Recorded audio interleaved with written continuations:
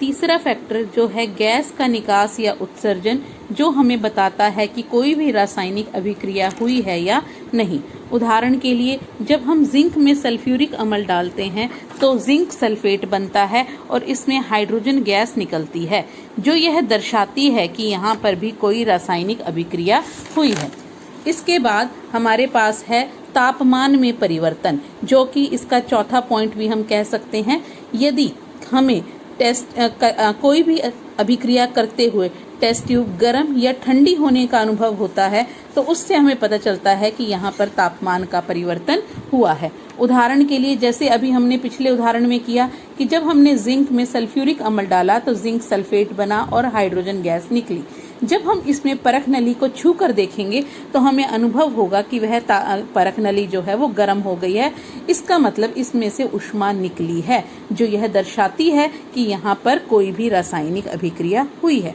इनके आधार पर अब हम ये देख सकते हैं कि हमारे आसपास दैनिक जीवन में क्या कुछ ऐसे उदाहरण हैं जो यह बताते हैं कि कोई रासायनिक अभिक्रिया हो रही है या नहीं। तो आइए देखते हैं कुछ उदाहरण, जैसे भोजन का पकना, दही का जमना, या फिर भोजन का पाचन, श्वसन या लोहे का जंग लगना। ये सब चीजें हमारे पास दैनिक जीवन के कुछ उदाहरण हैं। इसके बाद हम अगर देखना चाहें कि रासायनिक समीकरण से क्या अभिप्राय है, जब हम किसी भी रासायनिक अभिक्रिया को उसमें इस्तेमाल होने वाले जितने भी हमारे पास पदार्थ हैं उनको यदि हम लिखने के लिए उनके प्रतीकों के रूप में लिखते हैं तो उसे हम रासायनिक समीकरण कहते हैं। रासायनिक समीकरण को लिखते हुए दो चीजों का इस्तेमाल होता है, एक होता है अभिकारक और एक होता है उत्पाद। अब हम देखेंगे अभिकारक क्या है और उत्पाद क्या है। अभिकारक वे है जिन पदार्थों को मिलाकर नया पदार्थ बनता है उसे अभिकारक कहते हैं, और जो नया पदार्थ बनता है उसे उत्पाद कहते हैं। उदाहरण के लिए जैसे मैंने उदाहरण लिया, मैग्नीशियम रिबिन को जब ऑक्सीजन की उपस्थिति में जलाया जाता है तो मैग्नीशियम ऑक्साइड का निर्माण होता है। इस अभिक्रिया में मैग्नीशियम और ऑक्सीजन हमारे पास अभिकारक हैं, क्योंकि इनसे मिलकर नया पदार्थ बन रहा है, और क्योंकि नया पदार्थ मैग्नीशियम ऑक्साइड है इसीलिए इसे हम उत्पाद भी कहते हैं।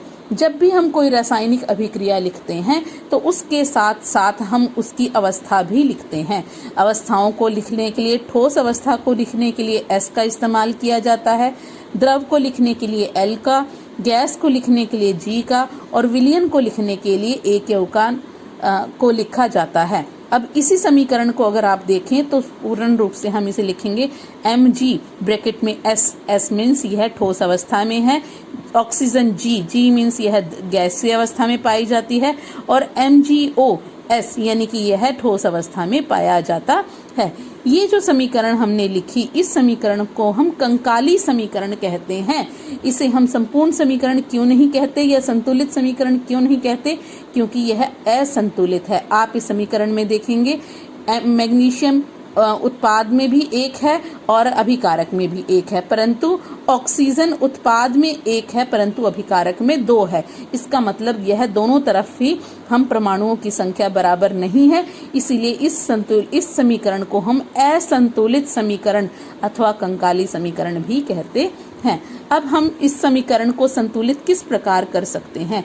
इसे संतुलित करने के लिए हमें दोनों तरफ परमाणुओं की संख्या को बराबर करना जरूरी है। परमाणुओं की संख्या को बराबर करना संतुलन कहलाता है। उदाहरण के लिए हमने एक समीकरण ली है Fe जमा H2O, यह मिलकर बना रहे हैं Fe3O4 जमा हाइड्रोजन। Fe मतलब आयरन, H2O मतलब जल, Fe3O4 मतलब आयरन ऑक्साइड और H2 मीन्स हाइड्रोजन।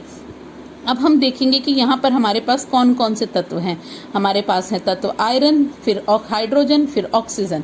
अब देखिए अभिकारक में यह कितने तत्व हैं। अभिकारक में Fe है आपके पास 1, हाइड्रोजन है 2 और ऑक्सीजन है 1, और उत्पाद में Fe है यानी कि आयरन है 3, ऑक्सीजन है 4 और हाइड्रोजन है आपके पास 2। तो ऐसी अवस्था में हम क्या करते हैं, इन्हें बराबर करने के लिए देखिए सबसे पहले आयरन हमारे पास अभिकारक में 1 है और इसमें आपके पास उत्पाद में है 3। तो सबसे पहले हम इन्हें बराबर करने के लिए अभिकारक की तरफ से इसे 3 से गुना कर देते हैं, यानी कि 3Fe जमा H2O मिलकर क्या बनाया है, Fe3O4 प्लस H2।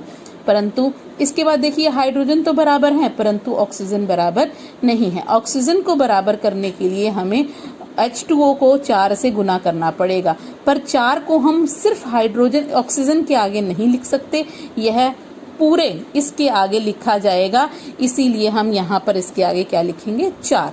परंतु जब ये 4 ऑक्सीजन के साथ गुना होगा तो उसके साथ साथ यह हाइड्रोजन के साथ भी गुना होगा, इसलिए अब इस तरफ हाइड्रोजन की संख्या हो जाती है 8 और दूसरी तरफ हाइड्रोजन की संख्या है 4। तो इसे बराबर करने के लिए अब हमें हाइड्रोजन को भी बराबर करना पड़ेगा और हमें इसके आगे हाइड्रोजन को बराबर करने के लिए इसके आगे भी क्या लिखना पड़ेगा, 4। तो इस तरह से हमारे पास संतुलित समीकरण क्या आई है, हमारे पास संतुलित समीकरण है Fe प्लस 4 भाग जल 4H2O मिलकर देगा iron oxide Fe3O4 plus 4H2। तो इसी तरह से ये हमारा है। अब आप देखेंगे दोनों तरफ ही अभिकारक और उत्पाद में आपके पास परमाणुओं की संख्या जो है वो बराबर हो जाएगी, इसीलिए हम इस समीकरण को संतुलित समीकरण भी कहते हैं। एक और उदाहरण लेते हैं, जैसे Zn प्लस HCl ये मिलकर देता है ZnCl2 प्लस H2। इसमें हम देखेंगे जिंक अभिकारक में 1 उत्पाद में 1, हाइड्रोजन 1 उत्पाद में 2, परंतु क्लोरीन अभिकारक में 1 और उत्पाद में 2। अगर हम अभिकारक के आगे हाइड्रोजन को बैलेंस करने के लिए इसको 2 से गुना करते हैं तो क्लोरीन भी अपने आप 2 से गुना हो जाएगा, तो दोनों तरफ की संख्याएं बराबर हो जाएंगी। अब यह संतुलित समीकरण कहलाती है। अब क्वेश्चन ये अराइज होता है कि संतुलन आवश्यक क्यों है, क्योंकि द्रव्यमान को ना तो बनाया जा सकता ना ही इसे खत्म किया जा सकता है, इसे हम द्रव्यमान संरक्षण नियम भी कहते हैं। इसीलिए हमें इस किसी भी समीकरण को संतुलित करना आवश्यक होता है। अब रासायनिक अभिक्रियाओं के प्रकार, हमारे पास 5 तरह की विभिन्न रासायनिक अभिक्रियाएं हैं, संयोजन, वियोजन, विस्थापन, द्विविस्थापन और 5वीं तरह का है हमारे पास उपचयन व अपचयन। सबसे पहले हम कहते हैं संयोजन अभिक्रिया। ऐसी अभिक्रिया जिसमें 2 या 2 से अधिक अभिकारक मिलकर एक नए पदार्थ का निर्माण करते हैं उसे संयोजन अभिक्रिया कहते हैं। उदाहरण के लिए बहुत सिंपल सी बात है, जैसे मैंने आपको कहा हाइड्रोजन और ऑक्सीजन अगर मिलकर पानी का निर्माण करते हैं, जैसे मैंने आपको पिछले उदाहरण में बताया था कि हाइड्रोजन और ऑक्सीजन मिलकर पानी का निर्माण करते हैं, तो वह क्या कहलाएगी, संयोजन अभिक्रिया। इसी तरह से कैल्शियम ऑक्साइड यानी कि जैसे हम बिना बुझा चूना भी कहते हैं, जब वह जल के साथ अभिक्रिया करता है तो उसकी वजह से कैल्शियम हाइड्रोक्साइड यानी कि बुझा हुआ चूना का निर्माण होता है, साथ में पानी ऊष्मा इसमें निकलती है। इसमें आप देखेंगे बिना बुझा चूना जिसका फॉर्मूला है कैल्शियम ऑक्साइड CaO प्लस, जब इसमें जल को डाला जाता है तो कैल्शियम हाइड्रोक्साइड यानी कि बुझे हुए चूने का निर्माण होता है और इसमें से ऊष्मा भी निकलती है। इसी प्रकार जितनी भी दहन अभिक्रियाएं हैं, जैसे कार्बन को जब जलाया जाता है तो उस ऑक्सीजन की उपस्थिति में जलाया जाता है तो कार्बन डाइऑक्साइड बनता है। H2 प्लस O2 जैसे अभी मैंने ऊपर बताया था H2O का निर्माण होता है। तो ये सभी अभिक्रियाएं संयोजन अभिक्रिया कहलाती हैं, क्योंकि इसमें 2 अभिकारक या 2 से अधिक अभिकारक मिलकर एक पदार्थ का निर्माण करते हैं। इन अभिक्रियाओं को हम ऊष्माक्षेपीय अभिक्रिया भी कहते हैं। अब क्वेश्चन ये अराइज होता है कि ऊष्माक्षेपीय अभिक्रिया से क्या अभिप्राय है। ऐसी अभिक्रिया